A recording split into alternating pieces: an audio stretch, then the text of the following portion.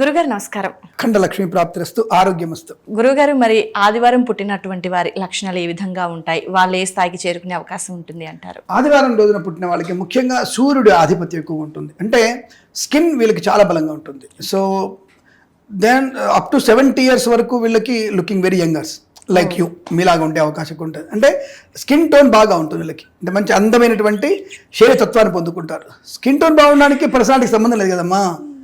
Skin tone పర్ఫెక్ట్గా ఉంటుంది. అంటే లుకింగ్ యంగ్ కనబడే అవకాశాలు ఎక్కువగా ఉంటాయి. ఆ తత్వాన్ని వీళ్ళకి ఈ ఆధారం పుట్టిన వాళ్ళకి ఎక్కువ దాన్ని స్వీకరించదు. రెండోది కళ్ళు బాగా కనపడతాయి వీళ్ళకి. అంటే నేత్రకారకుడు రవి కాబట్టి మంచి కళ్ళ ప్రయోజనం బాగా ఉంటుంది. రెండోది వీళ్ళు పరిశోధనలు ఎక్కువ ఉంటారు. అంటే పరిశోధన చేస్తుంటారు. ఎక్కడికైనా చొచ్చుకుపోయే మనస్తత్వం, ఎంత లోతుకైనా వెళ్తారు వీళ్ళు. ఆ విషయం తెలుసుకోవాలంటే లోతుకు వెళ్తారు. అందుకే వీళ్ళు సిబిఐ, సిఐడి, అలాగే గూఢాచారులు అవ్వడం అలాంటి ఎక్కువ చేస్తుంటారు. క్రైమ్ స్టోరీస్ బాగా రాస్తుంటారు. డైరెక్టర్లు అయ్యే అవకాశం ఎక్కువ వీళ్ళకు ఉంటాయి. ఈ ఆదివారం పుట్టిన వాళ్ళకి ఎక్కువగా ఉంటాయి. రెండోది నవరార చతురుడు ఎక్కువగా ఉంటారు. రెండోది సాహిత్యం మీద పట్టు బాగా ఉంటుంది. అనర్గళంగా 2-3 భాషల మీద పట్టు కూడా ఉంటుంది వీళ్ళకి. ఇంకోటి వీళ్ళు స్వతహా నేర్చుకోరు, అది వీళ్ళకి వచ్చేస్తుంది. అదొక కళ వీళ్ళకి. అంటే వినడం వల్ల వచ్చేస్తుంది. లైక్ మీరు ఆ మధ్యకాలం చూసారా, ఇక్కడ భువనేశ్వర్ దగ్గర సముద్రంలో ఒక ఆవిడ ఈ చిప్పలు అమ్ముకుంటుంది. ఏవి వాటిని చిప్పలు అంటారు, కౌచ్ ఏదో చిప్పలు అమ్ముకుంటే వాడు వచ్చి ఒక ఇంటర్నేషనల్ వచ్చి మనోడు అడిగాడు, ఎన్ని భాషలు అంటే ఫ్రెంచ్, తమిళ్, మలయాళం, ఇంగ్లీష్, కన్నడ. అసలు అమ్మాయికి రాని భాష లేదు.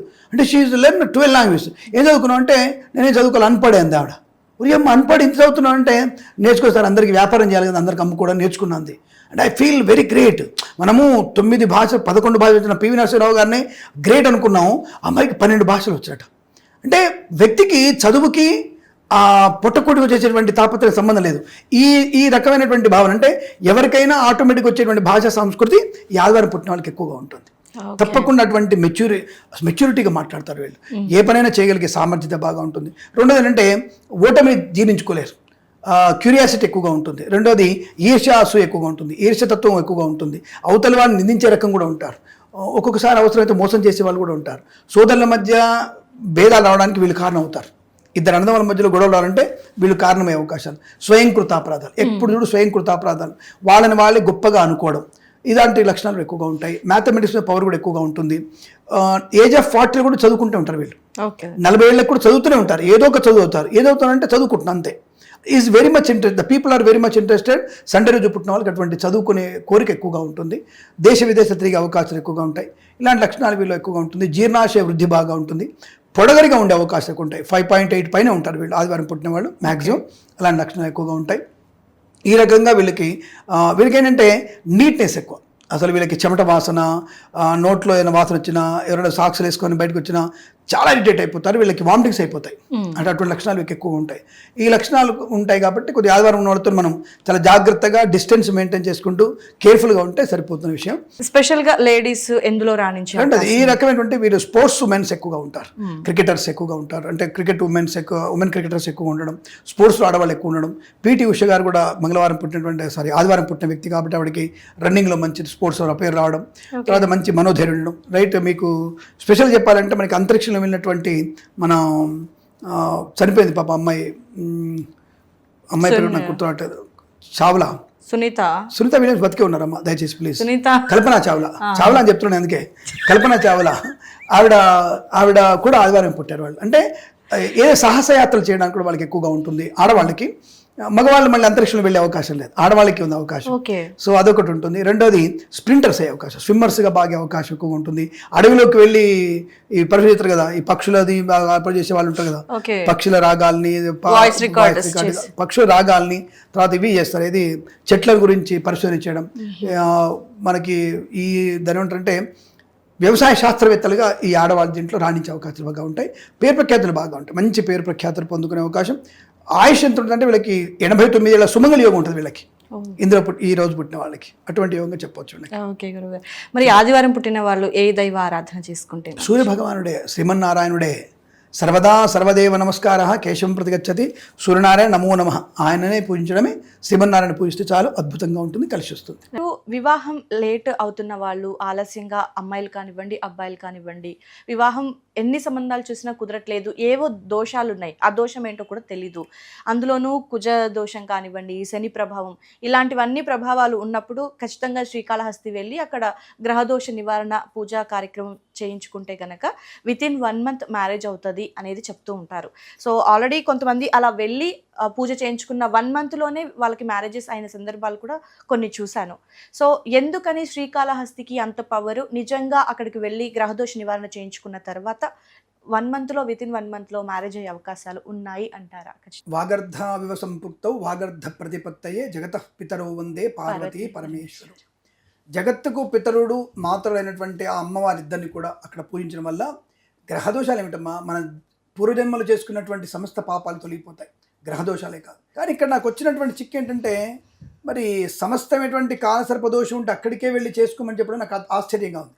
అంటే ఎందుకు చెప్తున్నారు అక్కడ అని అడిగితే, వాయులింగ ప్రధానమైంది కాబట్టి, ఈ గ్రహాల యొక్క గమనం స్వామివారి ఆధీనంలో ఉంటాయి కాబట్టి అక్కడ చేయమని చెప్పి ఉండొచ్చు. కానీ మనకి నిజంగా చెప్పాలంటే శాస్త్రంలో ఎక్కడ కూడా గ్రహణ సమయంలో దేవాలయాలు మూసేయమని ఎక్కడ చెప్పబడలేదు. ఏ దేవాలయాన్ని కూడా గ్రహణ సమయంలో మూయమని ఎక్కడ చెప్పబడలేదు. కానీ ఎందుకు మూసేస్తున్నారో అర్థం కాని వ్యవస్థ మాకు కూడా. నేను అనుకోవడం, దానివల్ల నేను అనుకోవడం అంటే, తీసింది అనగా చెప్పగానే ఈ గ్రహణం చూడకుండా చూడకుండా జనాలు మళ్ళీ దర్శనానికి వస్తూనే ఉంటారు కాబట్టి వాళ్ళ గ్రహణంలో తిప్పినట్టు ఉంటుంది అటు ఇటు, కాబట్టి ఆ దోషం మనకి ఏర్పడుతుంది కనుక మూసేయమని చెప్పినట్టు అని అనుకుంటాను. లేదా బ్రాహ్మణులందరూ కూడా గ్రహణ సమయం అడ్డు తిరగకుండా అక్కడ జపం చేసుకోండి. తాళం ఏంటో దానికి ఓపెన్ చేసి పెట్టి జపం చేయాలి స్వామివారికి. స్వామివారికి చైతన్యం కోసం అని మనం జపం చేసి పెట్టాలి. అదేమిటండి స్వామివారి చైతన్యం చేయాలా? ఎందుకు చేయొద్దు? స్వామివారు అలసిపోడా? భగవంతుడికి అలసటం రాదా? అలసిపోయిన దేవుడు ఎట్టు అవుతాడు?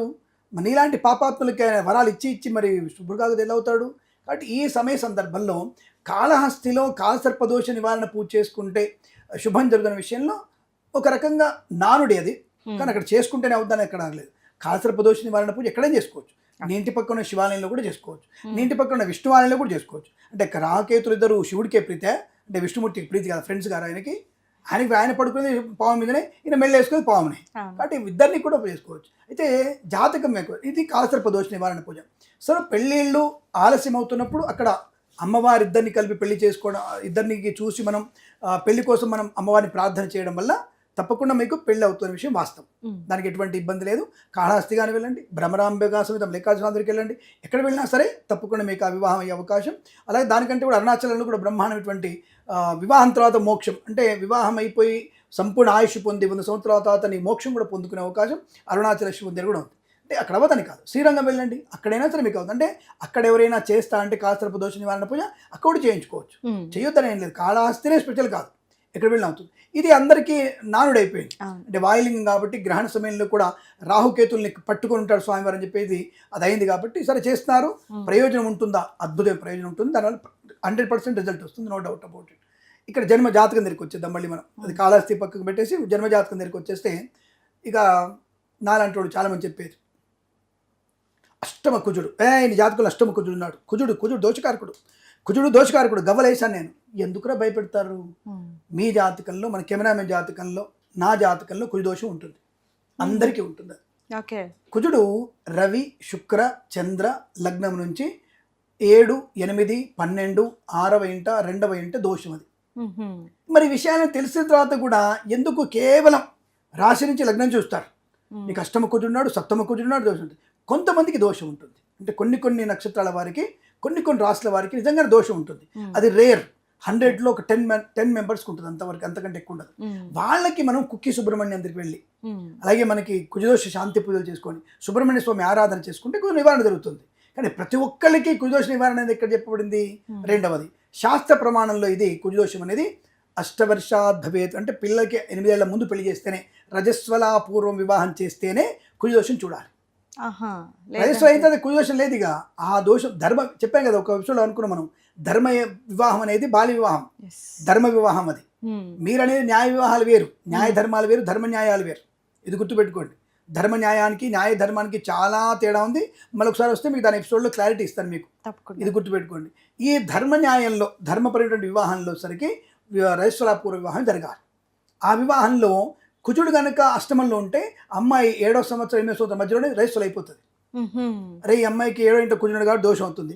8వ ఇంట తప్పకుండా 8, 9 ఇంటి మధ్యలో మీకు రజస్వలు అయిపోతుంది అమ్మాయి. ఇదే 12వ ఇంట కరెక్ట్గా 12 ఏళ్ళ లోపల అమ్మాయి వివాహం అయిపోతుంది, 9 నుంచి 12 మధ్యలో. ఈ లెక్కలు కరెక్ట్గా ఉన్నాయి అక్కడ. ఈ సమయంలో అమ్మాయి రజిస్టర్ అవుతుంది. అది మేము చెప్తాను ఒకసారి. నేను ఫర్ ఎగ్జాంపుల్ కూడా చెప్తాను మీకు, విత్ నా క్లయింట్ ప్రూవ్ ఇవ్వగలిగితే ఇవ్వుతాను. కొన్ని నక్షత్రాలను బట్టి ఈ అమ్మాయికి పెళ్లి ముహూర్తాలు పెట్టినప్పుడు ఈ అమ్మాయికి ఎప్పుడు ఉందో అనేది నేను చెప్పి ఇగో ఈ టైంలో అమ్మాయికి ఇబ్బంది ఉంటుంది అని చెప్పిన వ్యక్తి నేనే. అంటే ఆ అమ్మాయికి వచ్చే ఋతువు ఎప్పుడు వస్తుందనే విషయం స్పష్టంగా చెప్పొచ్చు మనం. ఓకే. ఆ పరిజ్ఞానం ఉండాలి, తెలుసుకోవాలి, చదువుకోవాలి, నిరంతరం చదువుకోవాలి, దాని గురించి నిరంతరం దాని మీద ధ్యాస ఉండాలి. సరే ఆ విషయం పక్కన పెడితే ఆ కుజదోషం అనేది కొంతమంది వరకే ఉంటుంది కాబట్టి అప్పుడు కుజదోషం శాంతి పూజలు చేసుకునే ప్రయత్నం చేయాలి. అది రజస్వలాపూర్వం.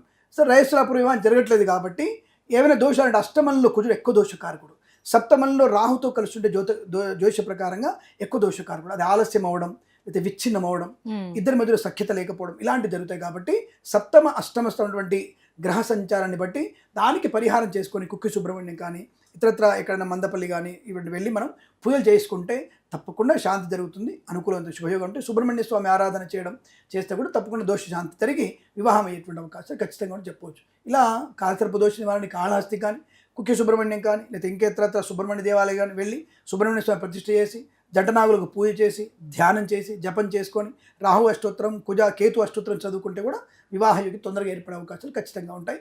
కాబట్టి ఆయా ప్రాంతాలలో ఆయా దేవాలయాల యొక్క ఆ శక్తి అనేది మనకి తప్పకుండా వైవాహిక జీవన అనుకూలత కలిగించడానికి అవకాశాలు ఉంటాయి. అది జాతకంతో కూడా ముడిపడి ఉందనే విషయాన్ని మర్చిపోవద్దు. ఓకే గురుగారు, అయితే ఇందులో ఒకటి మెయిన్గా బయట చూస్తున్న జాతకాలలో తెలుస్తున్నది ఏంటి అని అంటే కుజదోషం ఉన్న వాళ్ళు కుజదోషం ఉన్న వ్యక్తినే పెళ్లి చేసుకోవాలి, లేదంటే ఏదైనా ఎఫెక్ట్ పడుతుంది అనేది అంటారు. ఇది వాస్తవమేనా? ఇందాక మీరు చెప్పారు కదా, ప్రతి ఒక్కళ్ళ దాని జాతకం దోషాలు కుజదోషం అన్నారు. ఎవరు చేసుకున్నా సరిపోతుంది, అందరికి దోషాలు ఉంటాయి. క్లారిటీ నేను చూపిస్తాను. ఏదైతే జాతకాలు తీసుకొస్తే కామెంట్ చేసి మీరైనా సరే ఇతర జ్యోతిష్కులను చూస్తుండగా అందరి జాతకాలు ఉంటుంది. దేవకేళన అనే గ్రంథంలో కూడా మకర, మీన, ధనుస్సు, మేష, వృశ్చిక, సింహరాశి వారికి కుజదోషం ఉండదని స్పష్టంగా చెప్పబడింది. ఆ విషయం కావాలని తెలుసుకునే ప్రయత్నం చేయండి. కర్కాటక రాశిలో నీచబడినటువంటి ఆశ్లేష, పుష్యమి నక్షత్రం పుట్టిన వాళ్ళకు కూడా కుజదోషం ఉండదనే విషయాన్ని స్పష్టంగా చెప్పబడ్డారు. ఇవన్నీ తెలుసుకుంటే మంచిది, తెలుసుకోలేకపోతే మీ కర్మ. కేవలం జాతక చెబుతాడు ప్రతి ఒక్కడు జ్యోతిష్కుడు. ఈ మధ్య ప్రతి ఒక్కడు గల్లీలో 10 మంది ఉన్నారు ఇప్పుడు. ఏది గీతా జ్యోతిష్యాలయం, రేఖా జ్యోతిష్యాలయం, ఆ జ్యోతిష్యాలయం, లక్ష్మీ జ్యోతిష్యాలయం, రుక్మిణి జ్యోతిష్యాలయం, ఇన్ని జ్యోతిష్యాలయాలు పెట్టుకొని టోకెన్లు ఇచ్చేసి 3,500 రాత్రి 12 వరకు చూడడం ఇవన్నీ చేస్తాను. కాబట్టి అందరూ జ్యోతిష్కుడే. ఒరే జాతకంతో కాదు నాయన, జాతకం, నవాంశక్రం, భావచక్రం ఇవన్నీ చూసుకొని అష్టక వర్గులో గుజుడు యొక్క ప్రభావం, షడ్బలాల్లో ఉన్నటువంటి ఈ సప్తమ గ్రహ బలం ఇవన్నీ చూసుకునేటువంటి ప్రయత్నం తప్ప కుదోషం గురించి పిచ్చివాగుడు వాయితే సరిపోదమ్మా. కొన్ని అందరి జాతకంలో కుదోషం ఉంటుంది కాబట్టి కుదోషం కొన్ని చెప్పాక 10% వరకు ఉంటుంది, కుదోష ఎఫెక్ట్ ఉంటుంది. ఆ 10% వరకు ఉన్నటువంటి వ్యక్తికి ఆ 10% వ్యక్తిలోనే పెళ్లి చేస్తే సుఖంగా ఉంటారు వాళ్ళు, లేదా ఇబ్బంది పడే అవకాశం ఉంటుంది. ఓకే గురుగారు, చాలా చక్కటి వివరణ తెలియజేశారు గురుగారు, ధన్యవాదాలు. శుభమస్తు, అఖండ ఐశ్వర్యమస్తు, కళ్యాణమస్తు.